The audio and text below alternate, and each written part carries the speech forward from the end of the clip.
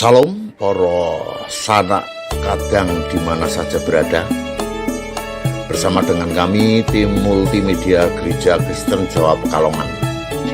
Saat ini tanggal 29 Juli tahun 2023, kami bersama-sama dengan para pemuda dan remaja kelas katekisasi dan beserta para guru-guru pembimbingnya dan Bapak Pendeta Dwi Argo Mursito akan berkunjung ke Klenteng di Kota Pekalongan. Klenteng yaitu tempat peribadatannya agama Konghucu. Kami dari gereja cukup berjalan kaki karena memang cukup dekat, menyelusuri jalan-jalan beraspal, tidak menyelusuri lembah dan bukit ya, tidak seperti Ninja Hattori, tapi cukup dengan jalan beraspal. Kami melewati Museum Batik Kota Pekalongan, kemudian kami juga melewati Masjid Al-Ikhlas di Kota Pekalongan, dan kita juga melewati jembatan Sungai Loji yang cukup legendaris di Kota Pekalongan. Setelah itu kami juga lewat paroki Santo Petrus di Kota Pekalongan. Memang antara gereja, masjid, paroki dan kelenteng ini masih dalam satu kawasan. Ya beginilah keberagaman hidup di Kota Pekalongan, hidup beragama yang tentunya diwarnai dengan saling menghargai, saling menghormati antara sesama pemeluk agama. Lalu mau apa para pemuda gereja ini kok mengunjungi kelenteng? Kalau saudara-saudara penasaran, mari kita ikuti saja dari awal sampai akhir apa saja yang dilakukan di sana, dan kita akan tahu ngapain pemuda-pemuda gereja ini berkunjung ke kelenteng. Baik, kita ikuti acaranya dari awal sampai akhir, dan tidak lupa like dan subscribe. Ciao.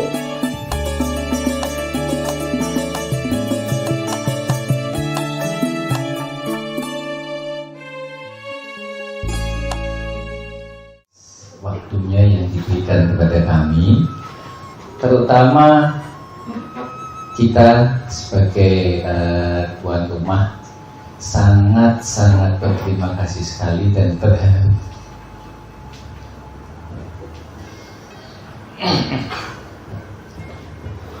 Kenapa terharu? Karena kita melihat generasi-generasi muda itu banyak sekali dan dikaji, ya. Sedangkan kalau kita flashback ke kita sendiri, kita punya pemuda itu bisa dihitung oleh satu tangan, ya, baru satu tangan.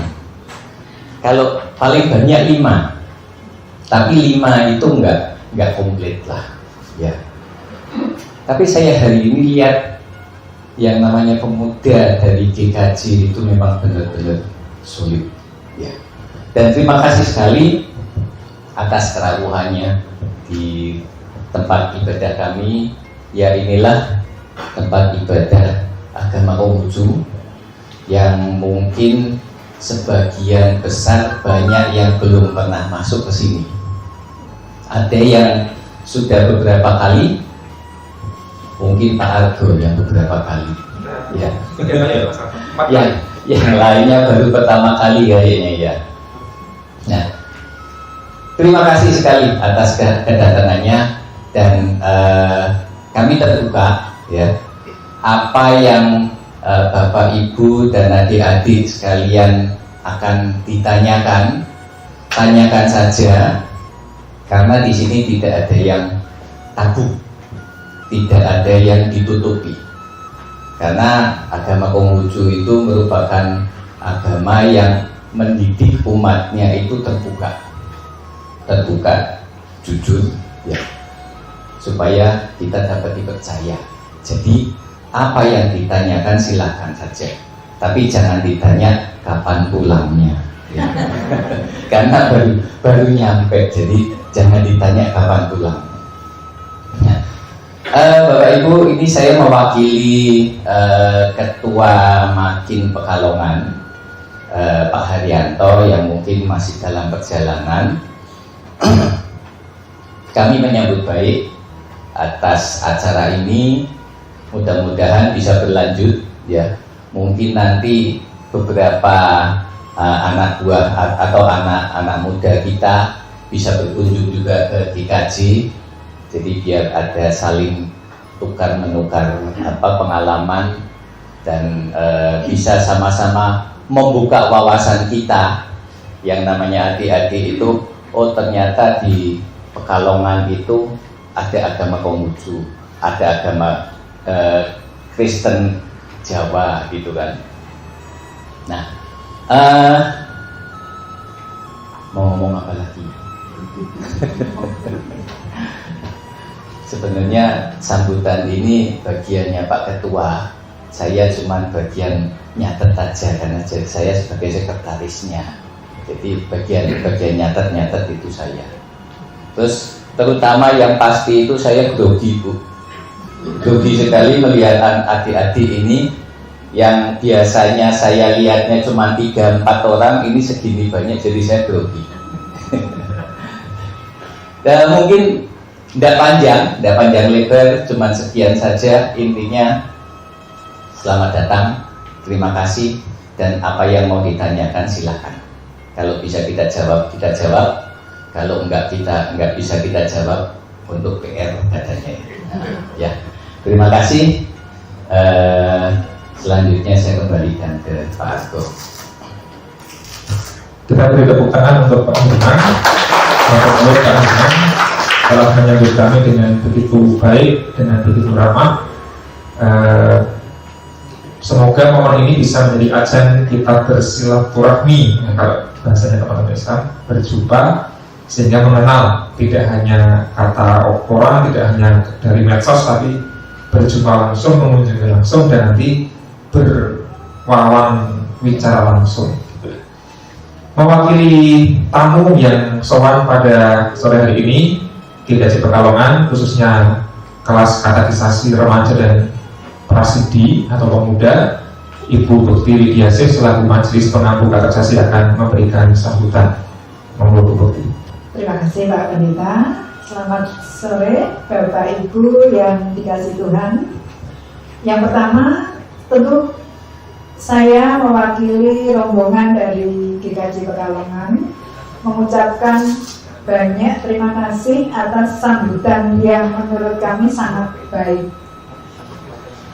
Pak Herman yang mewakili Pak Haryanto, mewakili Ketua Majelis. Terima kasih sekali. Saya pribadi mewakili teman-teman dari GKJ Pekalongan. Kami datang ke sini dengan rombongan yang cukup banyak. Ini terdiri dari Pak Pendeta, kemudian ada, jadi ini kelas katekisasi. Jadi di GKJ itu ada pelayanan yang namanya katekisasi atau belajar tentang agama Kristen. Belajar itu ada murid atau siswa dan ada gurunya. Lah yang datang ini kelas katekisasi terdiri dari katekisasi remaja yang usia SMP dan katekisasi pemuda yang usia SMA.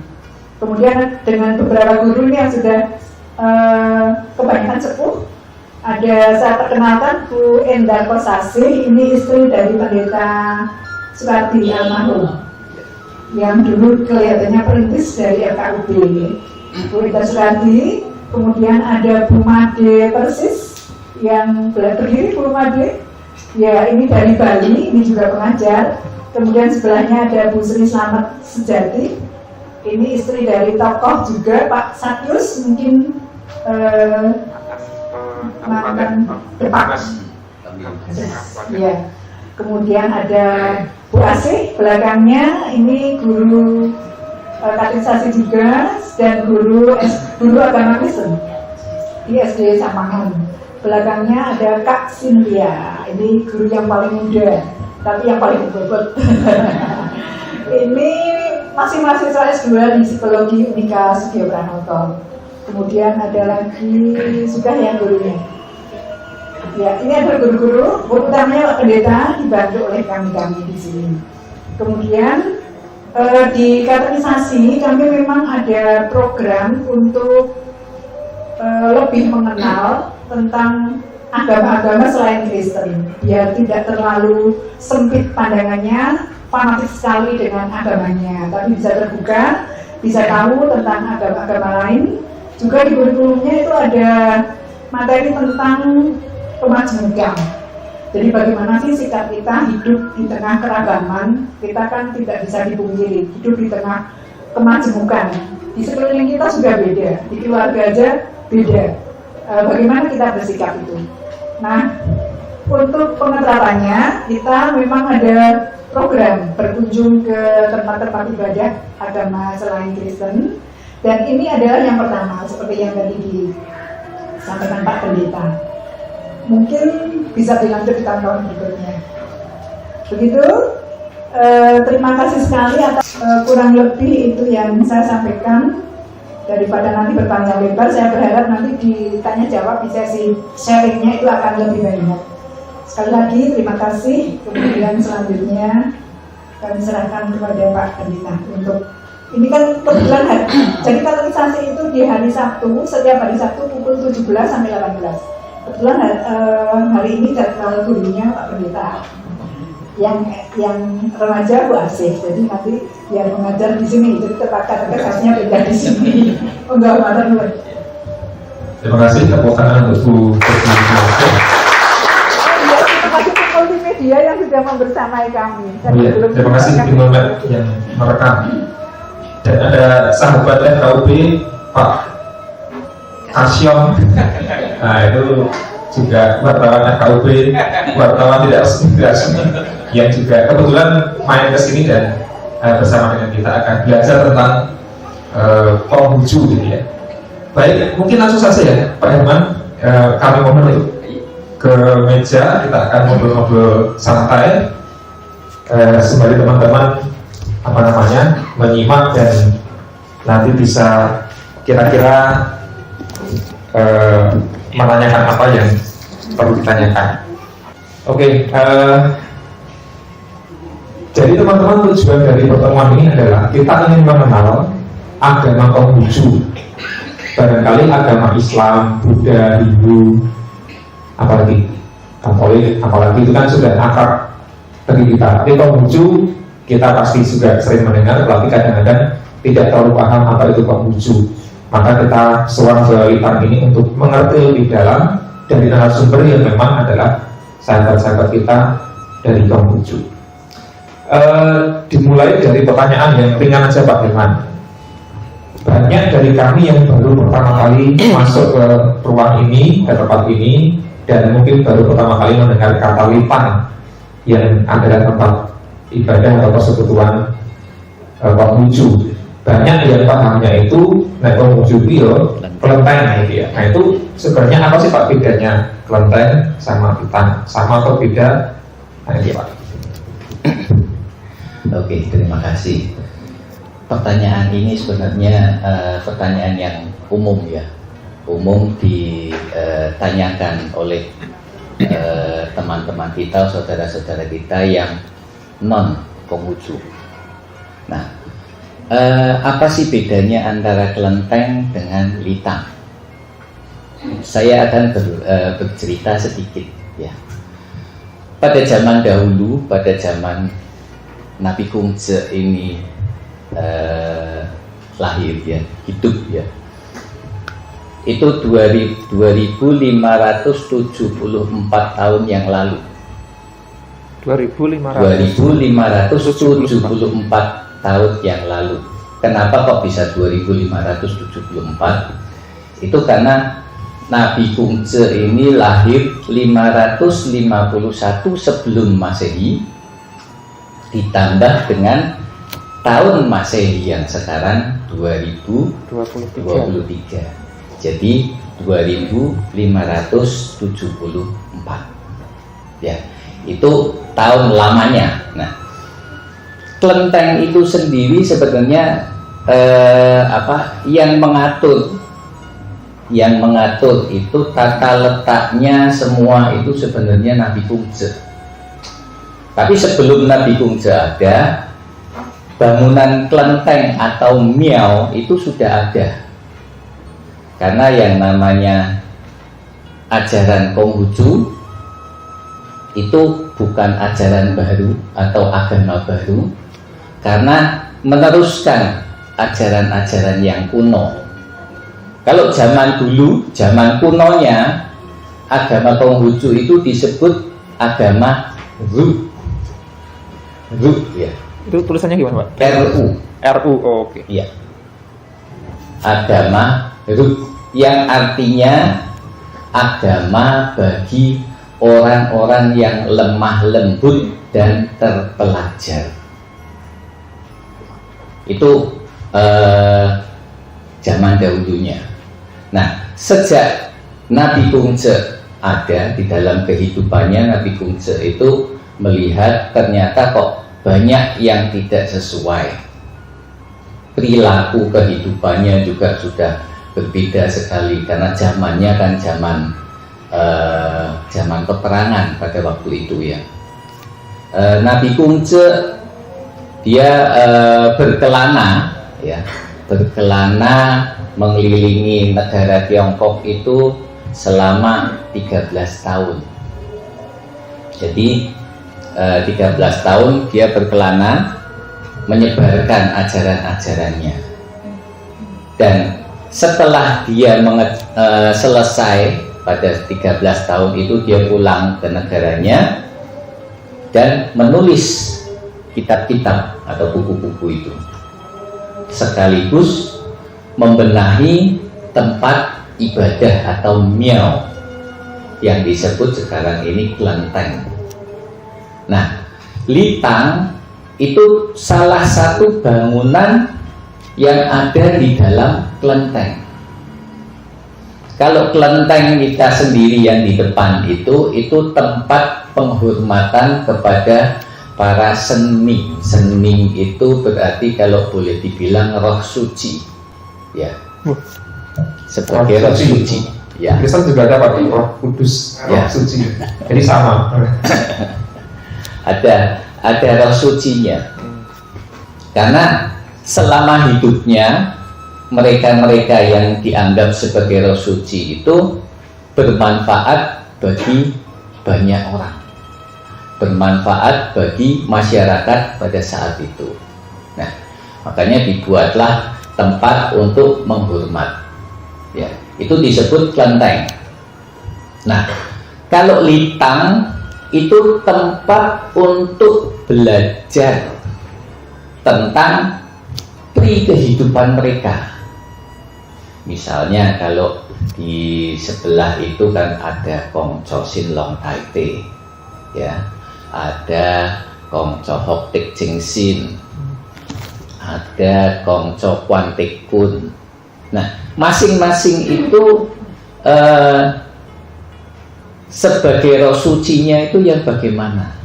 Kalau Sin Long Tai Te, Kongco Sin Long Tai Te itu di dalam agama Konghucu dia disebut sebagai Nabi Purba yang kedua. Nabi Purba yang kedua. Kalau dihitung dari sekarang itu sudah 5.000 tahun yang lalu. Ya, sudah 5.000 tahun yang lalu. Ya. Selamat datang Pak Haryanto. Ini sudah dimulai nih Pak Haryanto.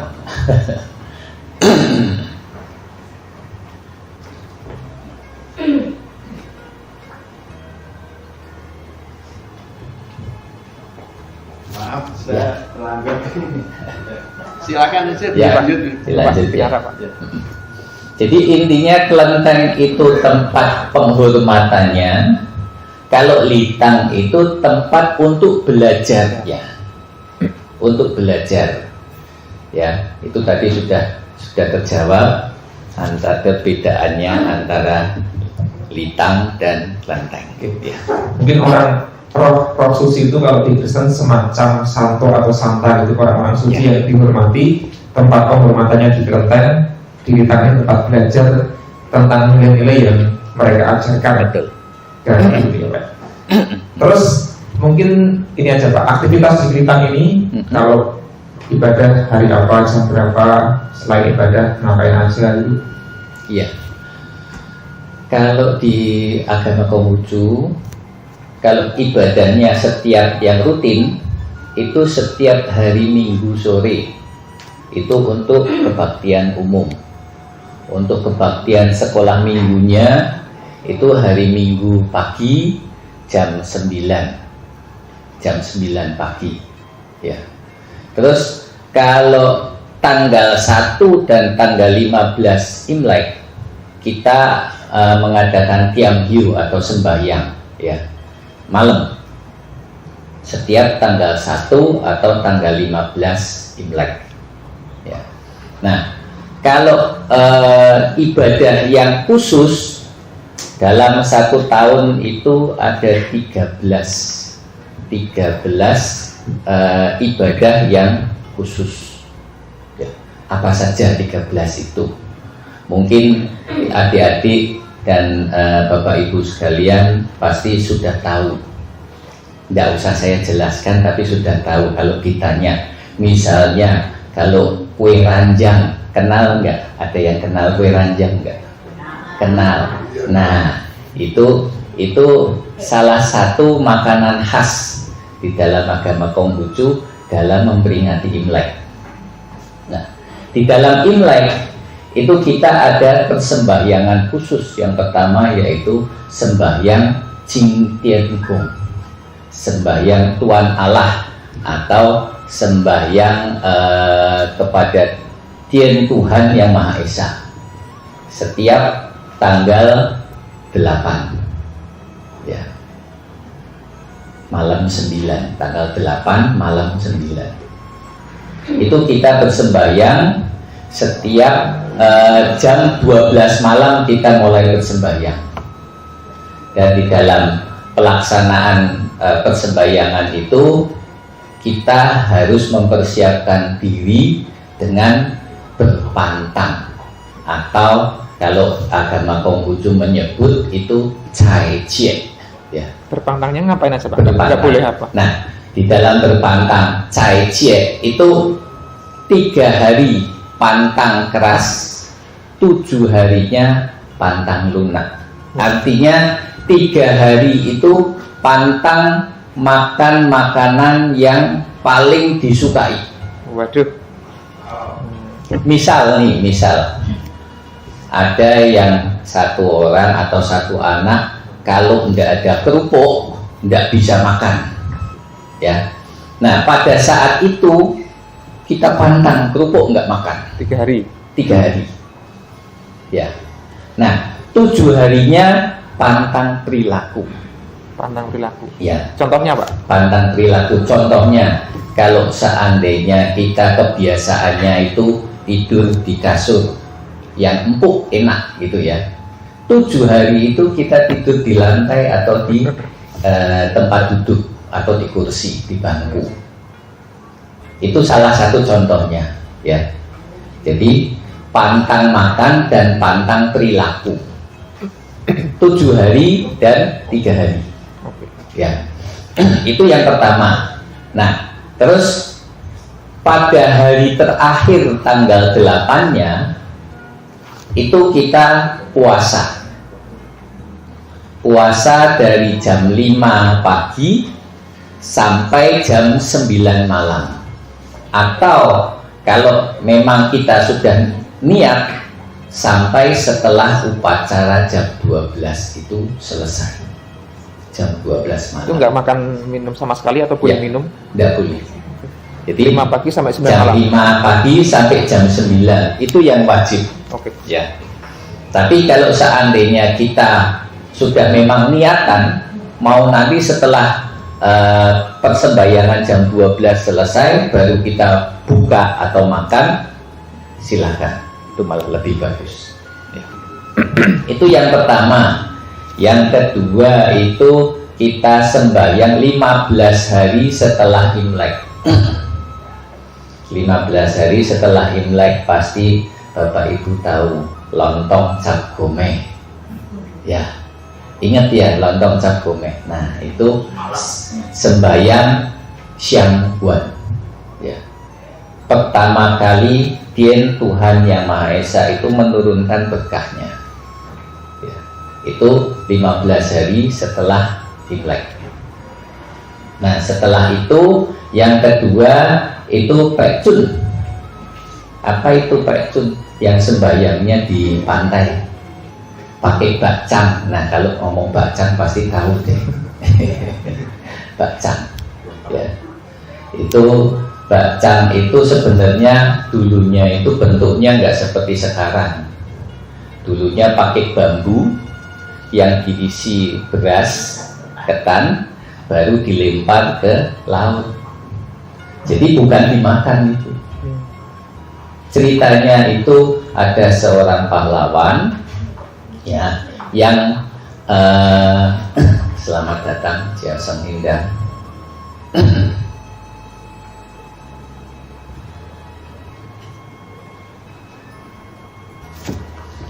Silakan duduk. Jadi pada saat itu ada seorang pahlawan yang karena difitnah ya, karena difitnah sama rajanya terus dihukum buang di dekat sungai Piglo. Dia frustasi melihat negaranya itu akhirnya dikuasai oleh negara lain ya, kerajaan lain, dan sebagai tonggak peringatan untuk pemuda-pemuda pada saat itu untuk membangkitkan semangatnya, makanya yang namanya Ciyen ya, itu menaiki perahu di tengah-tengah sungai Piglo, dia menceburkan diri sebagai tonggak peringatan. Nah, karena Ciyen ini sastrawan dan orangnya baik, terus oleh masyarakat di sana dicari jasadnya, ternyata nggak ketemu, sampai akhirnya ada yang ngomong sudahlah, yuk kita rame-rame buat bambu diisi beras ketan dilempar ke sungai supaya jasad dari Ciyen itu nggak dimakan oleh ikan. Itu ceritanya ya. Tapi setelah sampai sekarang berkembang jadi beras ketannya itu dimasak dulu baru dimakan sama kita. Nah itu jadi bakcang. Itu ceritanya bakcang. Setelah ini panjang nih. Iya Pak. Gak apa-apa. Mau ketemu Pak. Cerita ini panjang nih, sampai 13 peribadahan ini panjang sekali.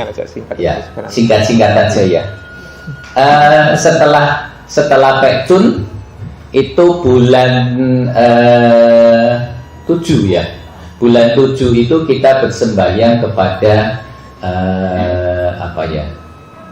Hoping itu leluhur ya.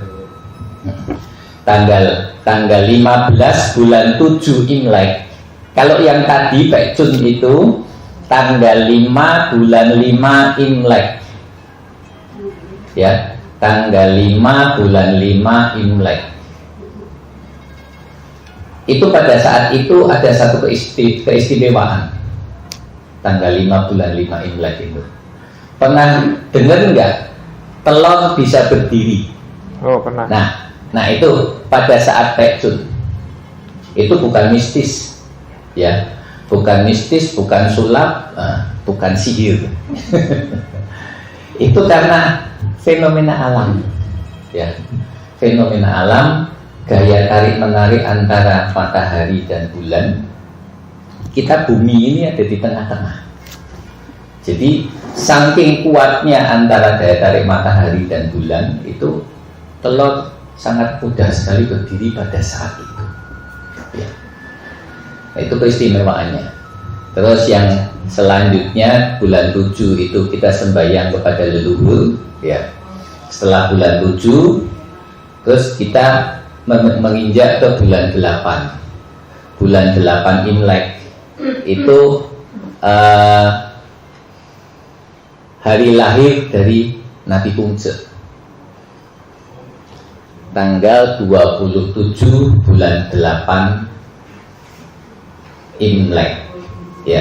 Pengwe Capnggo, ya.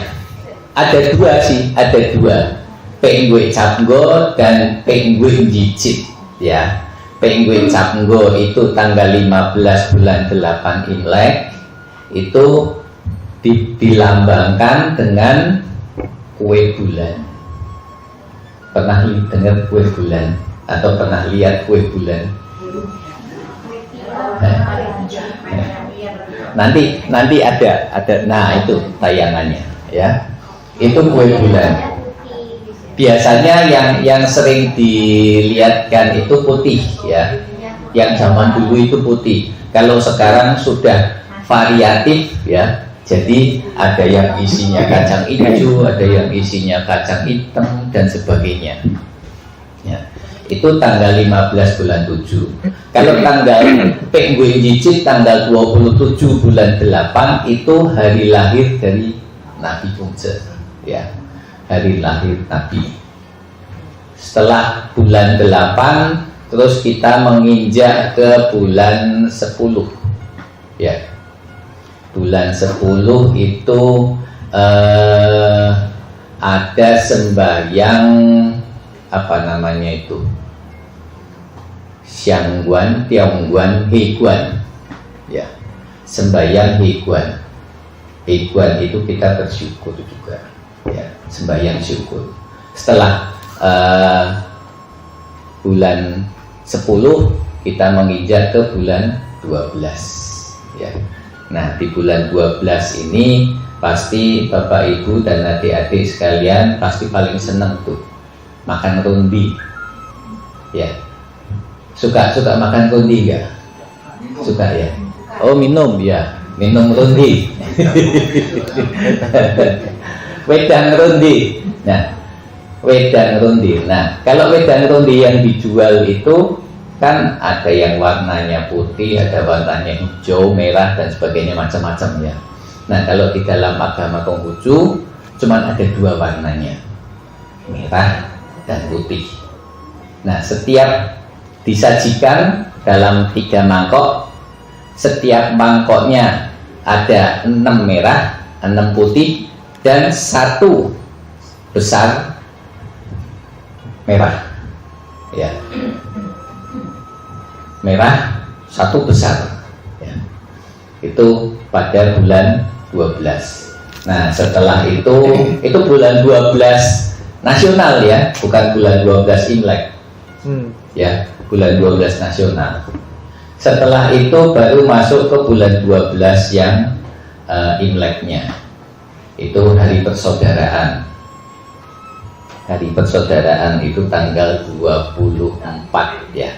Tanggal 24 bulan 12 Imlek. Itu hari persaudaraan. Pada saat itu kita juga ikut membagikan sembako, membantu ke umat-umat yang kekurangan. Nah, mungkin sudah 13 belum tadi?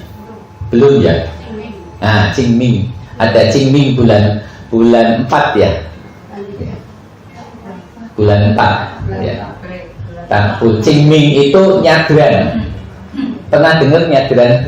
Nyadran itu ke makam. Nah, itu juga kita Qingming pada saat itu kita juga bersembahyang ke makam. Ya. Mungkin itu dulu, ya. Kalau kebanyakan Terima kasih. Jangan nanti Itu kalender liturgisnya Ya. Kamu juga gitu. Pak Herman, ya. banyak yang mengira atau menduga atau bertanya-tanya Konghucu itu sebenarnya menyembah siapa sih? Apakah menyembah dewa, menyembah leluhur, atau menyembah Tuhan, atau tiga-tiganya dan sebagainya? Kan itu banyak patung di lenteng. Ya. Di sini ada sesaji tuh, ada pisang, ada jeruk. Ya. Nggak ada rokoknya Pak ya? Enggak. Ada rokoknya, ada kopinya. Kalau orang Jawa ada rokoknya Pak. Nanti bungcet enggak ngerokok. Nabi Kungset yang merokok masalahnya. Ya. Oh, Kalau Nabi Kungset yang ngerokok mungkin bisa ya. Nah ini kan Ya. nyembah siapa sebenarnya gitu Pak? Oke. Ya, terima kasih. Agama Konghucu itu yang utama itu Tien, ya. Kalau kita bersembahyang pakai hiu, itu kita mengangkat tangan atau mengangkat hiunya sebanyak 3 kali. Yang pertama ditujukan kepada Tien Tuhan Yang Maha Esa. Yang kedua kepada nabi dan para sening atau para suci. Yang ketiga bagi leluhur, ya. Ada 3, ya. Nah itu hiunya. Kalau kita melihat hiu yang biasa di luaran macam-macam. Ada yang gagangnya merah, ada yang gagangnya hijau, ada yang besar, ada yang tanpa gagang, ada yang spiral, ada yang kerucut, ya. Ada yang hiu tingginya 1 meter. Nah itu fungsinya macam-macam, ya, sendiri-sendiri.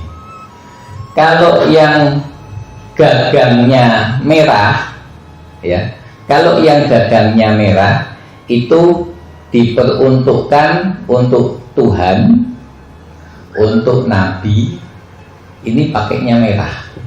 Untuk leluhur yang sudah lama meninggalnya, ya. Atau kalau kita pergi ke Layat, ya, ke Layat atau ke gotong royong, kalau kita sebagai tamu, kita menggunakan hiunya warna merah. Tapi kalau yang keluarga itu warnanya hijau, ya. Jadi untuk membedakan antara keluarga dan tamu, itu jumlahnya jenisnya hiu. Kalau hiu yang spiral itu sebagai wewangian. Kerucut juga sama fungsinya. Nah, ada hiu yang tanpa gagang, panjang tapi nggak ada batangnya, nggak ada pegangannya. Itu khusus untuk bersembahyang kepada Tuhan Yang Maha Esa. Khusus karena dinyalakannya ujung atas dan ujung bawah, dinyalakan semua. Artinya kepada Tuhan dan kepada bumi. Kita sebagai manusia yang bersembahyang, ya. Itu macam-macamnya hiu. Tadi sampai mana ya? Menyembah siapa? Menyembah siapa? Yang pertama itu pasti tidak ada yang lain, itu menyembah Tuhan, ya. Tidak ada lain, itu menyembahnya Tuhan, ya. Nah, Nabi Kungset pernah bersabda, ya, barang siapa yang bersalah atau berdosa, tiada tempat untuk meminta doa, ya, selain kepada Tuhan. Jadi kalau misalnya kita berbuat salah, berbuat dosa, jangan pergi ke dukun, ya. Jangan pergi ke yang lain-lain, ya. Mintalah kepada Tuhan. Misal kita pingin sesuatu yang saya pingin kok nggak dapat ya, pergi ke orang pinter, ya, orang pinter. Mbah, saya kok mau pingin ini kok nggak bisa di mana Mbah? Nanti simbahnya ngomong, kamu harus syaratnya ini dan sebagainya. Nah itu di dalam agama Konghucu tidak boleh, karena itu sudah termasuk klinik atau roh-roh yang tidak karuan, akhirnya larinya ke sana. Ya. Yang utama itu tadi Tuhan, tetap kita bersembahyangnya kepada Tuhan. Yang kedua Nabi Kungce dan para suci. Para suci itu berarti yang ada di kelenteng, ya. Dan leluhur. Leluhur itu berarti kalau kita di rumah kita punya altar atau foto orang tua kita harus bersembahyang. Ya, itu ya mungkin sudah kejawab. Terjawab Pak. Jadi orang-orang yang tidak tahu menganggap Konghucu itu klenik, tapi justru Konghucu menegaskan bahwa klenik justru tidak boleh. Betul. Nah, Ya. terima kasih. Terakhir Pak, mungkin apa sih sebenarnya yang menjadi inti ajaran agama Konghucu itu? Tentu banyak kita lihat, tapi mungkin kalau diperas itu inti sari ajaran Konghucu itu apa? Oke. Kalau intinya sendiri, kalau kita lihat di dalam kitab kita ya, yang 5 sebagai dasar dan 4 sebagai pokok ya. Itu di dalam 4 yang pokok itu ada satu kalimat yang menyatakan bahwa kalau semua ini digabungkan, diperes dan disikat, jawabannya cuma satu: pikiran jangan sesat.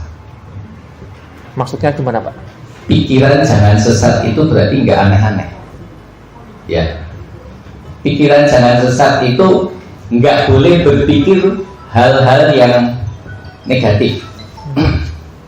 Kalau boleh diringkas jadi satu kalimat itu pikiran jangan sesat, ya. Tapi poin yang diajarkan di dalam agama Konghucu itu sebenarnya how itu apa? Bakti, ya. Bakti kepada orang tua itu yang utama. Bakti kepada orang tua. Kenapa sih kok harus bakti kepada orang tua? Siapa yang di sini ada yang lahir tapi tanpa orang tua? Ada nggak ada ya, kecuali Sun Gokong mungkin. Ya. Kalau Sun Gokong keluarnya dari batu. Tapi kalau kita manusia itu lahir pasti dari kedua orang tua, ya, ayah dan ibu. Nah, makanya kita harus bakti kepada orang tua kita, kedua orang tua kita. Itu yang pertama. Yang kedua, di mana kita tinggal, di lingkungan misalnya kelurahan atau perumahan, bagaimana kita menjadi orang atau anak yang berbakti kepada lingkungan. Setelah itu naik lagi ke pemerintahan negara, terus dunia. Nah, itu mungkin itu Pak Argo. Oke teman-teman, supaya tidak terlalu panjang diskusi kami, mungkin akan baik kalau kita langsung saja ngobrol santai saja ya Pak Iman ya. Boleh tanya apapun dari yang sederhana, yang simpel, yang kelihatan. Mau diskusi yang teologis juga boleh. Monggo, barangkali teman-teman ada yang mau bertanya. Ya, silakan. Mungkin termin pertama 3 orang ya. Ada Mas Bucoro, terus siapa lagi dari teman-teman remaja atau Ada yang dicatat. pemuda? Pertanyaannya dicatat. Ini saya kata Pak. Oh ya. Ada nggak teman-teman? Mungkin tanya kenapa Pak ada lampion atau gambar-gambarnya seperti itu dan sebagainya. Monggo Pak Bucoro dulu sambil menunggu yang lain. Jadi, matur nuwun.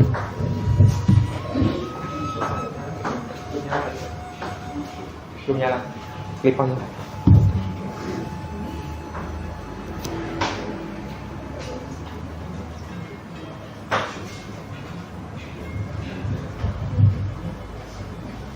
Saya ada beberapa pertanyaan. Oke. Tadi yang dijelaskan Nabi Konghucu, Ya. itu apa sama dengan Konghucu? Sama dengan Konghucu yang mengajarkan Confucius. Ya. Kemudian pertanyaan yang kedua, ini non sewu, gambar-gambar yang di sini itu yang Nabi Konghucu yang Di tengah. Ya. Yang lain mungkin nanti Ya. mungkin para suci itu tadi ya. Kemudian gini Pak, kelenteng sebelah kanan kita ini itu disebut pohon tian, kalau nggak salah pohon tian ya. Itu kalau dari orang-orang luar saya dengar itu adalah persemayamannya dewa obat, kalau nggak salah. Jadi seperti itu. Nah ini bagaimana penjelasannya? Kemudian yang berikutnya, apa bedanya Konghucu dengan Buddha? Soalnya kalau di cerita legenda yang tadi disebutkan Sun Gokong itu kan ada di sana, ada Dewi Wan Im, ada biksunya juga, kemudian Sun Gokong menemani biksu itu mengambil kitab suci di barat dan sebagainya. Nah itu apa hubungannya Konghucu dengan Buddha? Itu aja Pak, matur nuwun. Terima kasih. Ya. Langsung dijawab atau Langsung aja, Pak. Langsung ya. Persemayaman dengan obat. Ya. Terima kasih Pak Kuncoro ya. Pak Kuncoro. Ya. Pertanyaannya sedikit tapi jawabannya panjang. Ya. Saya boleh berdiri ya? Boleh. Oke. Yang pertama pertanyaan tentang tadi yang namanya Konghucu, Konghucu, Confucius itu sebenarnya orangnya satu.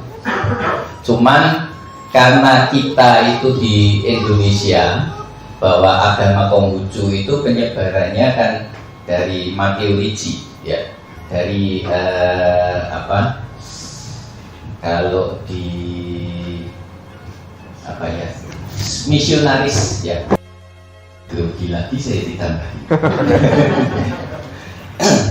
Misionaris yang datang ke Tiongkok itu dia menulis tentang atau menerjemahkan kitab dari agama Konghucu ke bahasa Inggris ya, ke bahasa Barat. Nah, di Indonesia ini kita mengacu ke ajaran yang dari Makiuichi. Di sana disebut yang namanya Nabi Konghucu atau ajaran Konghucu itu mereka menyebutnya Confucius. Ya. Confucius. Nah, diterjemahkan ke dalam bahasa Indonesia jadi Konghucu. Itu agamanya agama Konghucu, kalau nabinya Nabi Konghucu. Ya. Kalau sekarang Mandarinnya menjadi Konghucu. Ya. Nabinya Nabi Konghucu. Ya. Nah, terus ini siapa ya gambar-gambar ini?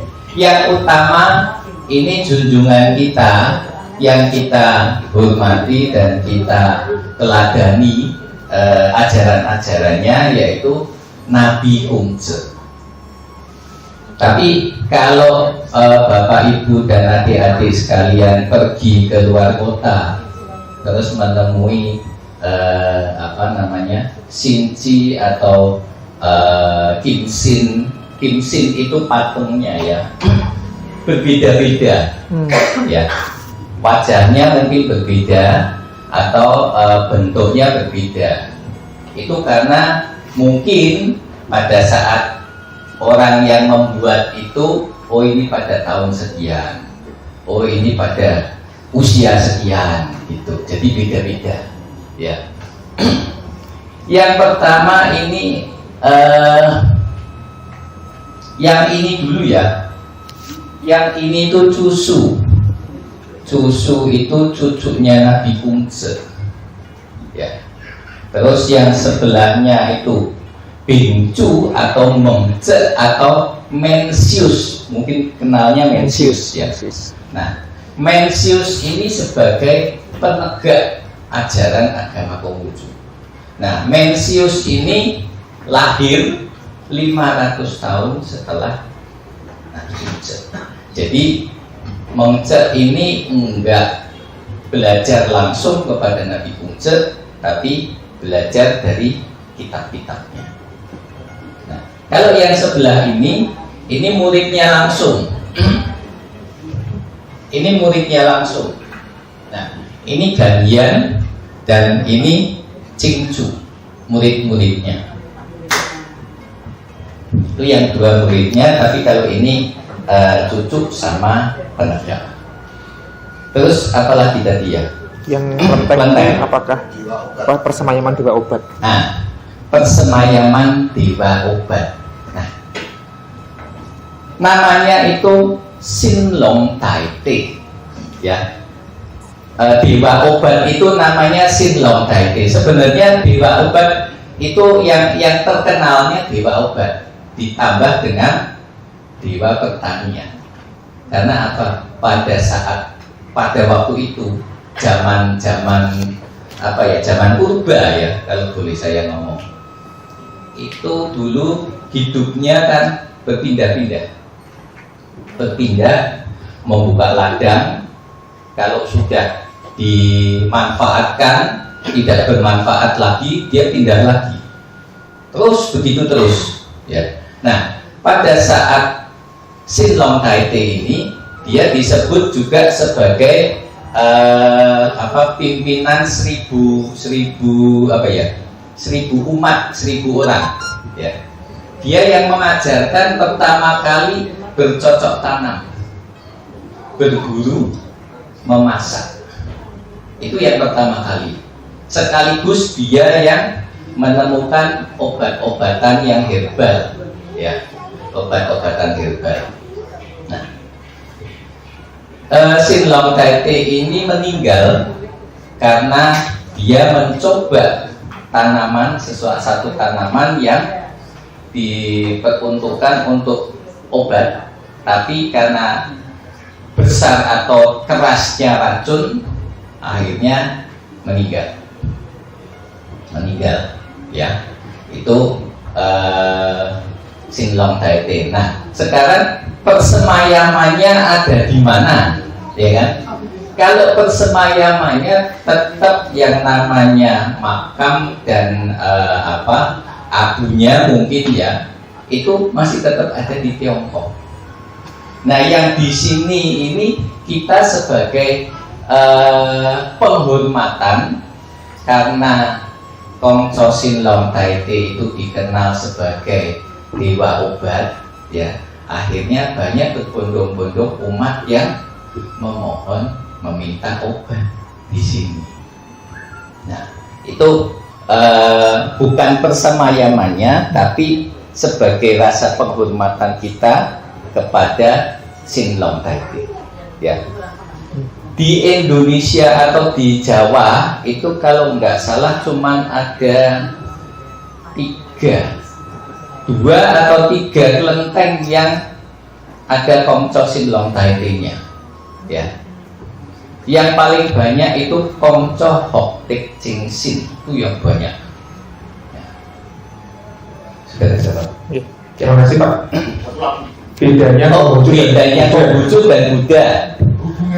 Hubungannya sebenarnya nggak ada hubungan Pak. Ini ya. Kalau Konghucu itu dari Tiongkok asli, kalau Buddha itu dari India, ya. Makanya dia mengambil kitab suci ke barat. Nah, baratnya itu mana? Baratnya itu mana? Ke India. Sebenarnya yang namanya agama Buddha itu dari India, dia masuk ke Tiongkok menjadi Buddha Mahayana ya. masuk ke Tiongkok jadi Buddha Mahayana. Nah, hubungannya antara Konghucu dengan Buddha apa? Tidak ada hubungannya. Hubungannya ajaran-ajaran dari agama Konghucu ini banyak yang diadopsi oleh Buddha. Contoh contoh yang namanya Kongco Kwan Tekun, Kwan Kong, sebenarnya itu pahlawan dan seni dari agama Konghucu, para sucinya agama Konghucu. Tapi di agama Buddha dibudakan. Bukan, beda biksu samcok. Kalau biksu samcok beda lagi, sebenarnya itu dongeng. Ya. Jadi tidak ada. Itu legendanya dari mana itu? Legenda dari Konghucu atau legenda dari Buddha? Legenda dari Buddha. Ya. Karena agama Konghucu tidak pernah bercerita tentang hal-hal yang tidak pasti. Ya. Kalau Sun Gokong pasti lahirnya nggak tahu mama papanya siapa, tapi dia lahir langsung dari batu. Nah, kalau agama Konghucu pasti yang namanya manusia lahir dari kedua orang tua, ayah dan ibu. Ya. Jadi saya pastikan antara agama Konghucu dan agama Buddha itu berbeda, ya, tidak ada hubungannya. Bahkan kalau di Indonesia, ini saya cerita sedikit ya.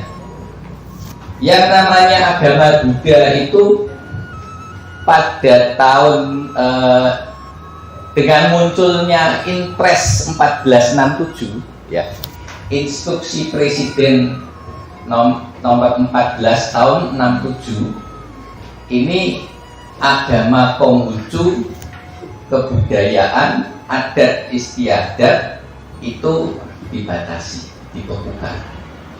Pernah dengar ya? Nah, itu kita mengalami hal yang diskriminasi, ya, diskriminatif sekali. Pada tahun itu, terus karena agama Konghucu tidak boleh merayakan hari-hari besarnya, terus kita beribadah juga susah, dibatasi. Akhirnya muncullah seorang pahlawan, yaitu Walubi. Siapa itu Walubi? Wali umat Buddha. Ya. Nah, dia maju ke Pak Harto pada waktu itu, udah nggak usah di apa-apain, kelentengnya saja dijadikan wihara atau diubah menjadi PT-ITD. PT-ITD itu berarti tempat ibadah Tridharma. Ya. Nah, dengan dirubahnya itu akhirnya kebudayaan Tionghoa, adat istiadat Tionghoa masih boleh, tapi selalu dibatasi. Tapi biasa kalau kita sudah beli tempat duduk likna, kalau sudah duduk lupa berdiri. Nah, ini sama. Awalnya itu membantu kita supaya agama Konghucu dan adat istiadat kebudayaan Tionghoa itu tidak dilarang atau dibekukan. Nah, setelah eranya Pak Gus Dur, ya, dengan Kepres nomor 6 tahun 2000 mencabut Inpres 14 tahun 67, disitulah agama Konghucu mulai bisa bernapas. Kalau biasanya itu tahun-tahun yang lalu itu dadanya diikat kencang, jadi mau bernapas saja susah. Nah, tahun 2000 itu sudah mulai bisa bernapas, tapi bukan bernapas secara lega, belum lega sekali. Nah, sekian tahun setelah eranya Gus Dur yang kedua, terus Ibu Mega dan Pak SBY, nah itu baru kita bisa benar-benar lega. Jadi agama Konghucu sudah diakui, Imlek menjadi hari libur nasional. Terus KTP kita agama bisa dicantumkan di dalam kolom KTP. Pernikahan agama Konghucu sudah bisa dicatatkan di catatan sipil. Dan sekarang kita sudah punya pembimnas di pusat. Ya. Mungkin itu ya. Terima kasih Pak Hermanus Teka yang menarik. Jadi di Indonesia agama Konghucu yang sudah eksis sebenarnya, tapi kemudian dibatasi karena politik dan seterusnya. Baru kemudian di zaman Gus Dur mendapatkan ruang bernafas yang mulai pelan-pelan menjadi gitu. Oke, ada yang lain monggo teman-teman atau Bapak Ibu guru kata saja juga boleh kalau mau menanggapi atau bertanya. Silahkan. Ada nggak? Mbak Cynthia silakan. Ya, terima kasih untuk kesempatannya. Saya ingin bertanya Pak, setahu saya itu teman-teman Konghucu ataupun Tionghoa kalau misalkan meninggal itu kan dibakar nih. Ya, dibakar terus mungkin jadi abu terus dilarutkan ke laut setahu saya. Nah, itu apakah di ajaran Konghucu itu memang ada ajarannya atau tidak? Kalau misalkan iya, filosofinya apa ya Pak? Kenapa kok harus dibakar? Kenapa kok harus di laut? Gitu aja mungkin. Terima kasih. Ya, terima kasih. Kenapa harus dibakar? Kalau orang meninggal, ada yang dibakar, ada yang dikebumikan, ya dikubur, ada yang diawetkan, ada juga yang dimakan burung. Ya, itu kan di Dalai Lama kalau nggak salah ya. Itu kalau mayatnya itu dimakan burung itu berarti sempurna. Ya.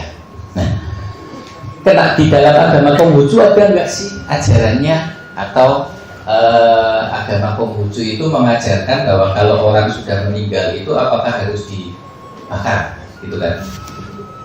Secara eksplisit, secara ini tidak ada. Ya. Intinya orang meninggal itu harus disempurnakan. Nah, disempurnakannya itu caranya bagaimana? Kalau zaman dahulu ada yang dilepas di laut, ya, ada yang dilepas di laut. Coba kalau sekarang lepas di laut jadi geger kan? Ya. Nah, kalau sekarang paling sempurna dan paling tidak terlalu banyak makan biaya ya dikremasi. Tapi kalau di dalam agama Konghucu sendiri sebenarnya tidak menghendaki dibakar. Karena apa? Kalau dibakar selesai sudah. Artinya untuk kita melaksanakan bakti kita kepada leluhur tidak ada visualisasinya. Ya. Kalau ada tempat makamnya, kita bisa ke tempat makam, kita bersembahyang, bisa. Tapi kalau setelah dikremasi, dilarung di laut, sudah nggak berbekas, ya kan? Boleh nggak? Boleh. Ya, karena mengikuti zaman. Mengikuti zaman. Kalau zaman sekarang kita mau seperti kembali ke zaman yang lama, makamnya itu besar-besar, lahannya nggak ada, ya kan? Lahannya sudah nggak ada. Jadi yang paling praktis dikremasi. Tapi bagi keluarganya yang harus melaksanakan bakti itu harus mengingat apa? Mengingat satu pada hari kelahirannya, kedua hari kematiannya, ketiga setiap tanggal 1 dan tanggal 15 Imlek kita harus bersembahyang. Ya, mengingat jasa-jasa dari para orang tua kita atau leluhur kita. Itu mungkin jawabannya. Oke, terima kasih. Intinya adalah jasad harus disempurnakan. Silakan teman-teman yang lain. Mas Ardan, silakan.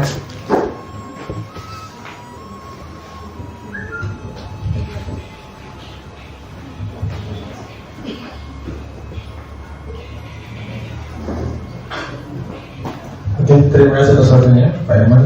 Ada yang 3 hal yang bisa saya tanyakan. Yang pertama adalah tempat ibadah untuk agama Konghucu itu Lintang. Apakah ada ciri khasnya untuk tempat ibadah Lintang itu sendiri? Misalkan kayak di tempat Buddha kan kita bisa melihat ada ciri khasnya sendiri. Apakah di tempat ibadah Konghucu Lintang itu ada ciri khas menunjukkan bahwa ini tempat ibadah untuk agama Konghucu? Itu yang pertama. Yang kedua, ketika kita masuk, kita ketemu dengan umat-umat teman-teman kita yang bersaudara Konghucu ini, biasanya menggunakan ini apa maksudnya, filosofinya apa, salamnya seperti apa, dan bolehkah kita yang lain dari agama bisa seperti itu juga? Itu yang kedua. Yang ketiga, ketika kita masuk di tempat ibadah Lintang itu, apakah ada yang tidak boleh dilakukan dan yang boleh dilakukan ada batasannya enggak? Seperti itu. Terima kasih. Ya, terima kasih. Langsung aja Pak, monggo. Yang pertama tadi tentang ciri khas tempat ibadah. Ciri khas tempat ibadah agama Konghucu, ya.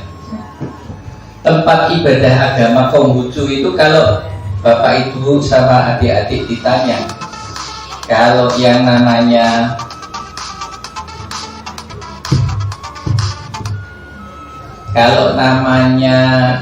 tempat ibadahnya Muslim disebutnya apa? Masjid. Kalau tempat ibadahnya Buddha disebut wihara. Kalau tempat ibadahnya Konghucu disebut kelenteng, ya kan?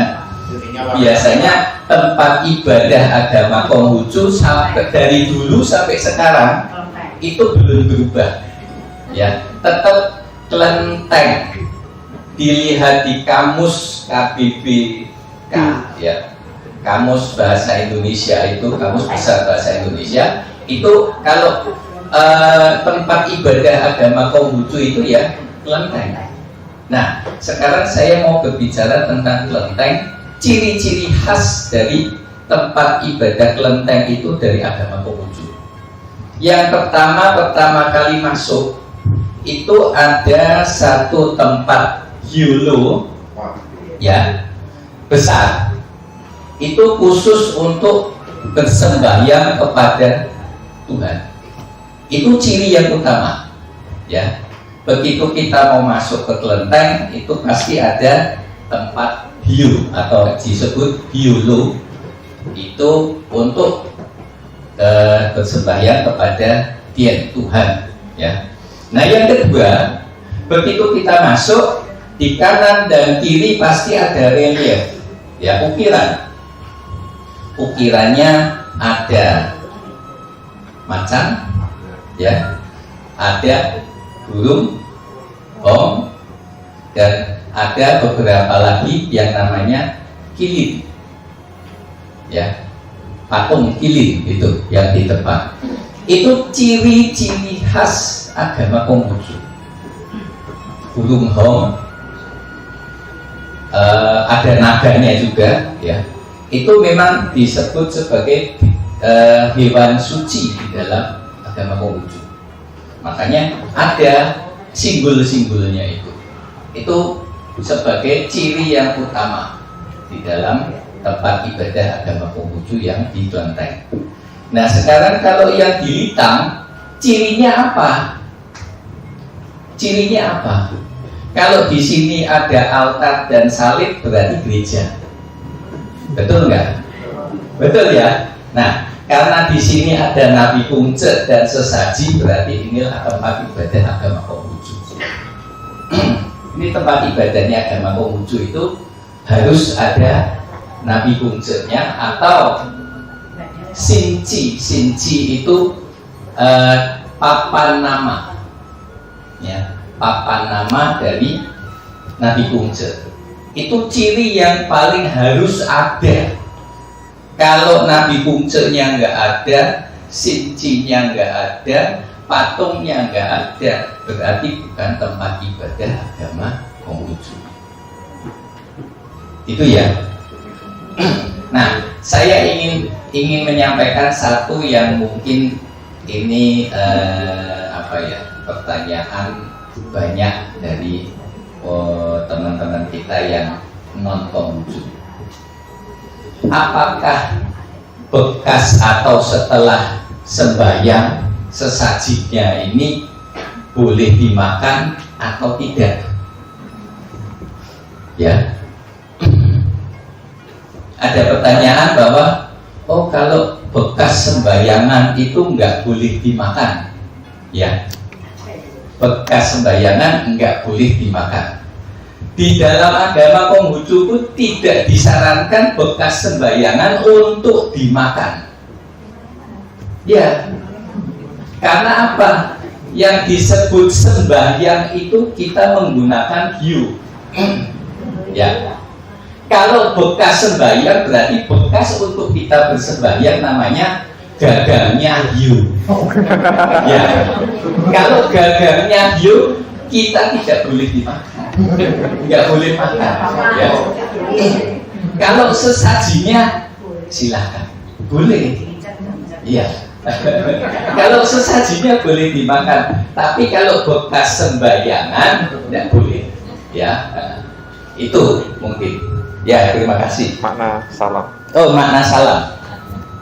Kenapa sih kita kalau ketemu mesti kita mengangkat tangan ya?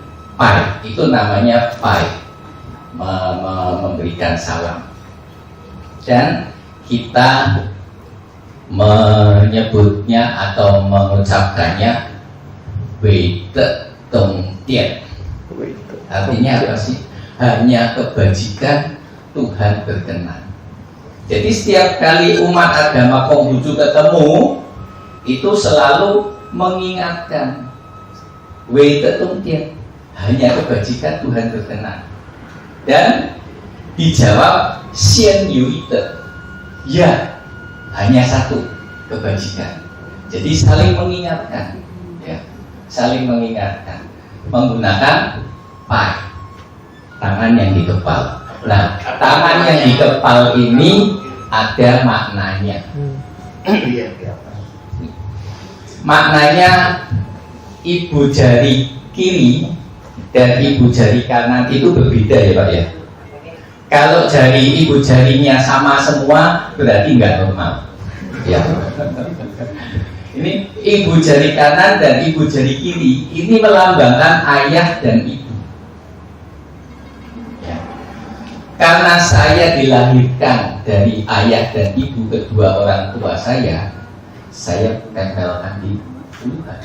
Dan saya ingat-ingat terus itu. Dan saya harus menjalankan 8 kebajikan. 8 kebajikan itu Xiaoti Zhongxi Li Yi Bianzi. Ya, itu 8 kebajikan. Dan kita harus selalu ingat. Makanya ditangkapkan begini, ya. Nah, ini tangan kiri menutup tangan kanan. Dan ibu jari ini membentuk huruf Ren, manusia. Kalau ditulis manusia kan bahasa Mandarinya kan gini. Nah, ini Ren. Jadi ditempel di sini. Nah, kalau kita mengangkat kepada sesama seusia itu kita mengangkatnya sampai sini. Ya. Kalau lebih tua sampai sebatas mata. Kalau sama Tien, Tuhan, Nabi dan leluhur ke atas, di atas dahi. Ya. Jadi tingkatan-tingkatannya ada. Kalau sama yang lebih muda, nggak usah diangkat, goyangin aja, goyangkan saja. Itu, ya, itu beberapa penghormatan kita kepada sesama. Ya. Kalau kami boleh nggak Pak gini tapi nggak tahu maknanya ya. Atau seringkali yang kami dengar itu di forum-forum itu salah kebajikan. Ya, Apakah begitu saja atau bagaimana sebaiknya? sebaiknya ya wite tongtian tadi, karena para pejabat itu kalau ngomong wite tongtian terlalu panjang susah, jadi ya diambil gampangnya salam kebajikan. Nah itu aja. Tapi sebenarnya wite tongtian itu sudah umum di pusat. Di Tegal kemarin saya ke Tegal itu, wali kotanya sudah menyebutkan wite tongtian. Ya. Dan kita harus mempopulerkan Pak Argo. Oke. Ya. Minta tolong sama teman-teman. Ya, nanti kalau ketemu ya salam agama Konghucu apa? Bukan salam kebajikan, wite tongtian. Itu ya. Jadi ini sekaligus sambil menjelang Promosi ya? minum air. Promosi. Ya, itu mungkin ya sudah ada jawaban. Satu Yang lagi. terakhir, adakah larangan khusus di tempat ibadah? Larangan khusus di tempat ibadah yang pasti tadi sudah disampaikan sama Pak Pendeta Argo, nggak boleh makan, nggak boleh minum, itu pasti ya. Pakai pakaian yang sopan. Terus kalau beribadah nggak boleh lepas sepatu, lepas sendal.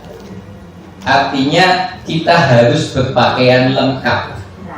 Yang namanya berpakaian lengkap itu berarti rapi dan memakai alas sepatu. Kenapa sih harus memakai alas sepatu? Coba kalau Bapak Ibu atau adik-adik sekalian mau ketemu wali kota pakai sendal jepit atau nyeker gitu, kira-kira gimana ya? Nggak sopan kan? Itu batas wali kota, ya, sebatas wali kota. Kalau kita masuk ke tempat ibadah itu kan berarti tingkatannya kan sudah lebih tinggi dari wali kota. Kalau sama wali kota aja harus lengkap sopan, apalagi ini dengan yang kita hormati dan yang kita teladani. Nah itu berarti larangannya itu cuma itu Pak Argo. Ya. Oke, terima kasih. Wah, kita semakin mendapat banyak sekali informasi dari sumber langsung sehingga menarik, diperkaya. Terima kasih sekali. Masih jam 7 kurang 8 menit, teman-teman. Masih ada waktu sejenak. Barangkali ada tanggapan atau pertanyaan, silakan. Para guru juga boleh. Tapi terutama teman-teman peserta katekisasi silakan kalau ada yang mau boleh. Siapa tadi? Selena? Kita belum ya? Azel, Mas Azel.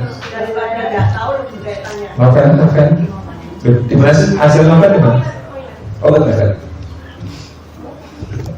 Tapi biasanya gitu. Kalau disuruh bertanya malah diam. Tapi nanti kalau sudah selesai, tadi aku mau tanya lu sebenarnya. Tapi waktunya sudah tidak ada dan nyampe. Saya pancing Pak. Apa kalau kami itu kan agama Abrahamik ya, Yahudi, Kristen, Islam itu percaya atau diajarkan tentang surga atau neraka. Setelah mati nanti either masuk surga atau masuk neraka. Nah, apakah Konghucu percaya ada surga neraka atau bagaimana ajaran tentang afterlife setelah mati terus gimana gitu Pak? Oke, saya jawab. Sekarang adik-adik sama ibu-ibu dan bapak-bapak, ada yang pernah laporan dari neraka atau surga datang ke bumi menyatakan bahwa oh ya di sana enak atau di sana waduh panas sekali? Nggak ada ya, nggak ada ya. Nah, di dalam agama Konghucu itu tidak mengenal adanya surga dan neraka. Konsep afterlife dari agama Konghucu itu yang pertama, sebelum kita lahir, kita itu ada di alam Xiantian, ya, alam keabadian dari Tian Tuhan Yang Maha Esa. Ya. Karena difirmankan oleh Tuhan atau oleh Tien, kita lahir ke bumi melalui kedua orang tua kita. Boleh milih nggak kita lahir mau lahirnya di orang tua yang bagaimana? Boleh milih nggak? Nggak boleh. Karena itu firman Tuhan. Ya. Kamu harus lahirnya di misalnya ini Om Lim Sulyong yang kaya raya. Ya, Syekh Tien Seten, terima kasih. Saya lahirnya di sana. Tapi ada lagi yang lahirnya waktu itu lahir harus di kolong jembatan. Apakah protes? Enggak protes. Enggak boleh protes. Karena itu firman Tuhan. Nah, setelah kita lahir ke bumi, ya, dan dibekali oleh sifat-sifat dari Tien sendiri, ya, itu ada di dalam hati kita, di dalam diri kita yang namanya sing. Sing itu apa? Semua pasti punya watak sejati. Ya, watak sejati itu cinta kasih, kebenaran, kesusilaan, dan kebijaksanaan. Kita sudah dibekali ini. Untuk apa? Untuk hidup. Apakah kita bisa hidup dengan sing ini? Gak bisa. Kita gak bisa hidup tanpa ada nafsu. Tuhan juga memberikan nafsu kepada manusia. Semua manusia yang hidup itu pasti punya nafsu. Apa itu nafsunya? Gembira, marah, sedih, dan senang. Ya, sinuailot. Nah, dari 4 ini harus dikembangkan menjadi 7 jin. Ya, itu untuk kehidupan kita. Cuman Tuhan itu sudah tahu persis karena ciptaannya Tuhan.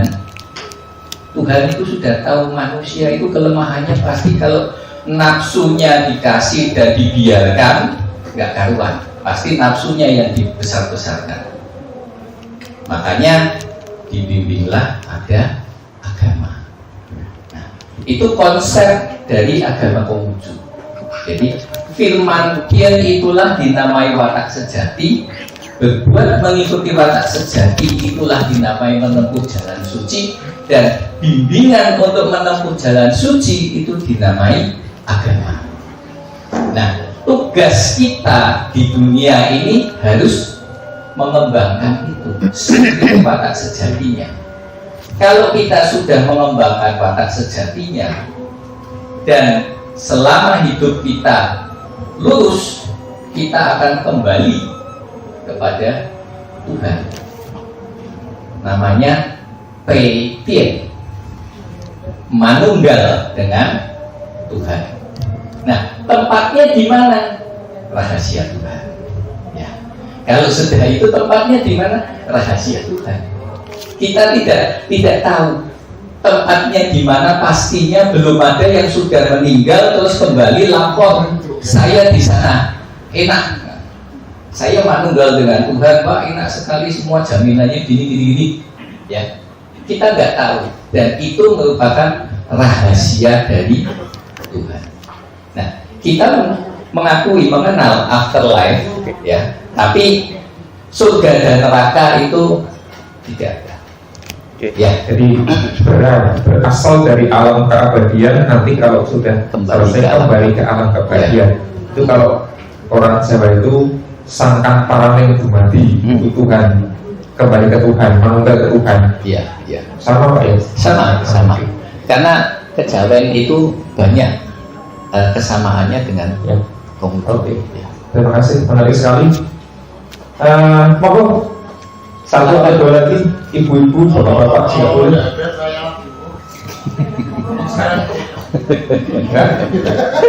Jika enggak, Mas Konjora terakhir ya. Silakan, Pak Konjora terakhir. Seperti yang tadi Pak Iman ceritakan bahwa manusia hidup ditemani 4 nafsu. Itu kalau Jawa kan sedulur papat limo, yang limo itu yang kesejatian kita sama persis. Ya, saya ingin bertanya, mungkin ini juga ditanyakan oleh teman-teman pemuda dan banyak orang, ya. Imlek itu peristiwa apa? Ya, tahun baru Imlek itu sebenarnya peristiwa apa? Dan maaf, mitosnya di Pekalongan itu sama. Kalau Imlek kok ya udan, itu memang ada hubungannya atau gimana? Katanya orang-orang itu nih udan bingung. Ngomong bujuki sudah berkah. Nah orang udan berarti kok ini kurang berkah ya. Itu apa betul? Namanya mitosnya seperti itu. Kemudian ada yang mengatakan bahwa Imlek itu peristiwa yang bersemayam di kelenteng gitu. Itu sedang kembali ke kaya, maka tempatnya harus dibersihkan dengan hujan dan banjir, hujan badai dan sebagainya. Makanya sini ya, dekat sini ya malah yang banjir. Nah itu hubungannya gimana? Apa betul? Apa mitos-mitos itu apa yang seperti itu? Ya, terima kasih Pak. Imlek ya. Imlek itu sebenarnya tahun barunya umat Konghucu. Ya. Tahun baru umat agama Konghucu. Jatuhnya pada tanggal 1 bulan 1 Imlek. Kalau kita melihat ke Tiongkok sana, negara asalnya, di sana kan ada 4 musim, ya, musim hujan, ya, terus musim panas, musim gugur, musim semi, ya. Nah, pada saat Imlek ini musimnya musim semi, ya. Kenapa kok musim semi kita memperingati tahun baru, ya? Karena musim tanam, Pak. Kan pada saat itu kan petani semua, ya, di daratan Tiongkok itu banyak petani. Jadi setelah musim tanam, ya, itu kita mulai ya, karena setelah musim dingin, ya, musim dingin. Setelah musim dingin di sana kan ada esnya, ada saljunya. Nah, salju mulai mencair. Nah, disitulah kita bersyukur bahwa yang namanya musim tanam sudah mulai tiba. Nah, itu kita bersyukur, bersembahyang, dan sekaligus kita mengadakan Imlek atau tahun barunya.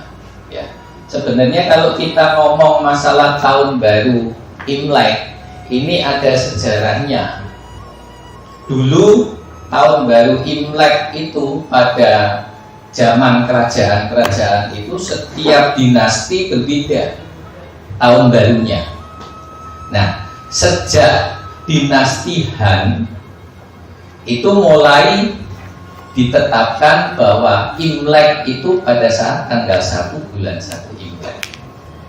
Nah, tahun pertamanya kapan? Pertanyaannya kan tahun pertamanya kapan? Tahun pertamanya diambil pada tahun kelahiran dari Nabi Konghucu, ya, tahun 551 sebelum Masehi. Makanya kalau kita lihat kalender Imlek pasti 2574 sekarang, karena 551 ditambah 2023, ya, itu. Nah, kenapa kok mesti setiap Imlek kok mesti hujan, ya kan? Karena salju mencair, musim musim tanam.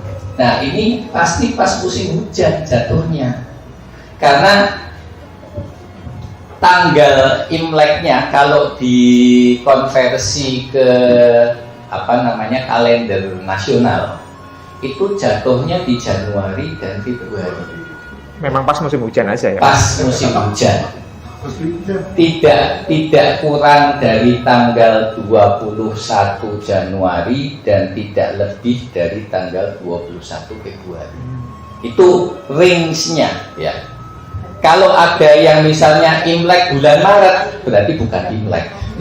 Atau bukan Konghucu. Bukan Konghucu. Ya, itu ringnya di situ ya.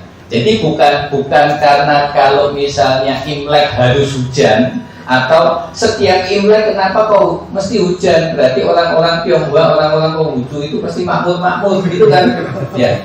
Bukan itu, karena memang musimnya hujan gitu. Memang musim hujan. Jadi kita mau supaya nggak hujan itu nggak bisa. Memang harusnya musim hujan ya. Mungkin itu Pak ya. Terima kasih ya. Terima kasih. Teman-teman sudah cukup puas ya? Puas. Kalau belum puas nanti mampir ke rumah makan puas, nah, di sana pasti puas. Mungkin itu teman-teman diskusi kita yang sangat menarik pada sore hingga petang hari ini. Tujuannya adalah sebenarnya kita mendengar cerita, mendengar kisah, mendengar pemaparan dari sumber aslinya, sehingga kalau ada kesalahpahaman, ada mitos-mitos dan sebagainya, itu bisa kita tangkal. Dan spiritnya adalah spirit kebersamaan sebagai bangsa Indonesia, sehingga apapun agamanya, sukunya, etnisnya, kita tetap bersaudara sebagai keluarga besar warga Indonesia yang Bhinneka Tunggal Ika ini. Kami mengucapkan terima kasih yang sebesar-besarnya kepada keluarga besar Makin Pekalongan yang telah menyambut kami dengan sangat baik dan telah memberikan kepada kami semua pelajaran yang amat sangat berharga. Semoga perjumpaan ini bukan akhir dari segalanya, tetapi bisa menjadi awal kita bisa saling berjumpa dan saling mengasihi, saling menebarkan kebajikan seperti yang diajarkan oleh Tuhan kita. Bagaimanapun kita menyebut Tuhan kita. Oke teman-teman, sudah selesai. Terima kasih sudah hadir. Untuk yang terakhir kali dari gereja akan mengaturkan souvenir tanda makan, apa istilahnya Bu Bukti? Cindera mata. Sebagai ini saya ingat bahwa kami pernah bulan kesini dan pernah ngobrol dengan kita. Mungkin sangat sederhana. Akan diserahkan oleh Bu Endar, diatur Mansi Bu. Yang menerima siapa dari Bapak Ketua aja. Ya. Hanya buat kenangan. Kalau kami hadir di sini. Dari Ketua atau diberi waktu untuk kata-kata penutup sekalian kata-kata penutup. Terima kasih. Selamat malam Bapak Pendeta Argo, Bapak Ibu, adik-adik semuanya. Salam sehat sejahtera, salam kebajikan, Wetetongdian, Sampai. Ini salam dalam agama Konghucu sekaligus. Ya. Pertama saya ucapkan banyak terima kasih atas kehadirannya di bidang Majelis Agama Konghucu Pekalongan Indonesia atau disingkat Makin Pekalongan. Ya, tadi sudah dijelaskan panjang lebar bersama Bapak Herman Mulyanto ya. Kenapa saya menyebutnya ini sih Litang Makin Pekalongan? Kalau bukan Kelenteng ya, karena ini memang agak berbeda. Kalau di agama Muslim ya, kalau Litang itu sama dengan musola, tingkatnya musola atau langgar. Kalau Kelenteng baru itu masjid, jadi setingkat itu. Jadi saya ngomongnya memang Litang ya. Kenapa? Tapi Kelenteng sekarang itu agak berbeda ya. Jadi seharusnya Kelenteng itu memang penuh tempat ibadah umat agama Konghucu, tapi karena intervensi dari Orde Baru, jadi kelenteng itu ada 3 aliran. Jadi aliran Konghucu, Taoisme, dan Buddha. Padahal Buddha itu tempat ibadahnya vihara. Jadi oleh Orde Baru kelenteng itu diwiharakan. Jadi adik-adik supaya tahu. Jadi sampai saya waktu itu ke mana ya? Ke Madura, ke kelenteng Madura. Itu saya tanya jalan kelentengnya itu sebelah mana? Nggak tahu. Tahunya apa? Wihara. Oh, wihara.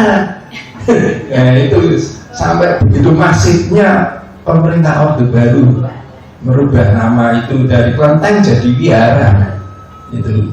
Tapi mudah-mudahan ini bisa dengan adanya kedatangan teman-teman semuanya ini bisa sedikit mencerahkan ya. Jadi sekali lagi saya mengucapkan banyak terima kasih ya atas kehadirannya, sekaligus memberikan informasi yang benar gitu. Jadi apa sih agama Konghucu itu? Konghucu itu ajarannya klinik atau apa? Tadi sudah dijelaskan sama Pak Irman. Jadi agama Konghucu itu realitas, banyak logikanya itu banyak masuk. Yang klinik-klinik itu apa? Nggak ada. Jadi itu malah sebelum dari agama Konghucu itu ada kitab-kitabnya memang. Ada kitabnya kalau mau belajar yang gitu-gitu itu ada. Itu sebelum zamannya Konghucu ya. Tapi Nabi Konghucu tidak mengajarkan yang klinik-klinik itu. Kita mengajarkan yang wajar-wajar aja. Nanti kalau diajarkan klinik, nanti semua belajar klinik semua. Nah, itu tidak berkebajikan. Ya, padahal ajaran Konghucu itu harus berkebajikan. Itu tadi ini hanya sekilas saja. Tadi sudah dijelaskan sama Pak Irman ya. Sekali lagi saya ucapkan banyak terima kasih atas kehadirannya. Sebelumnya terimalah salam dalam agama Konghucu. Wete Tongdian. Sam. Terima kasih.